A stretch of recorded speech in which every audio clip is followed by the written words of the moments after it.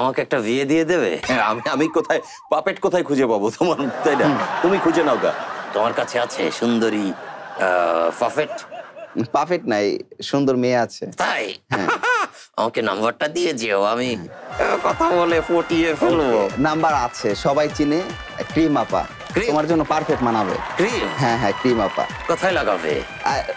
আপা মানে মেয়েটার নামই হচ্ছে ক্রিম আপা। তাই? হ্যাঁ, ও থাকে হচ্ছে ইয়াতে, সাভার। সাভার? হ্যাঁ, 3 বেলা গেত্তার গেত্তার পারাইবো আর ভিডিও করবো, অটোমেটিক মিলিয়ন হবে। তাই? হ্যাঁ। ও, আমি তো ভেবেছি ক্রিম লাগাই, তাই না? ক্রিম আবার আফা হইলো কবে? তুমি এইসব উল্টাপাল্টা কথাবার্তা বাদ দাও টিঙ্কুদা, আমরা গুরুত্বপূর্ণ কথা বলছিলাম। তাহলে যারা টিকটক করে আপনাদের মতো, যারা কন্টেন্ট বানায়, তাদেরকে হচ্ছে টিকটক বা এই যে কন্টেন্টের পাশাপাশি কোনো আয়ের একটা ব্যবস্থা করে রাখা ভালো। অবভিয়াসলি।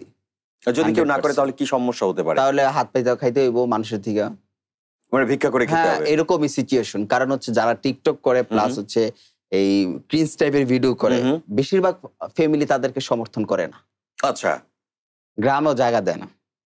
মানে ফ্যামিলি মানে না? না, কখনোই না। কেউ চায় না যে তার সন্তান নাচানাচি করুক বা ক্রিঞ্জ টাইপের ভিডিও করুক। রাইট।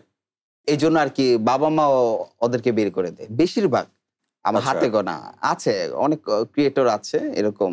পরবর্তীতে আর কি করবো, সন্তানটা তার ফালাই দেওয়া যায় না, তাও মাঝে মাঝে যায় গ্রামে। কেন? ফ্যামিলি যদি এটাকে সাপোর্ট দেয় তাহলে তো আরো ভালো হওয়ার কথা না? ভালো কিছু করলে সাপোর্ট অবভিয়াসলি করবে, বাট বেশিরভাগ আপনার হাতে গোনা 100%-এর থেকে হচ্ছে আপনার 90% মানুষই এরকম।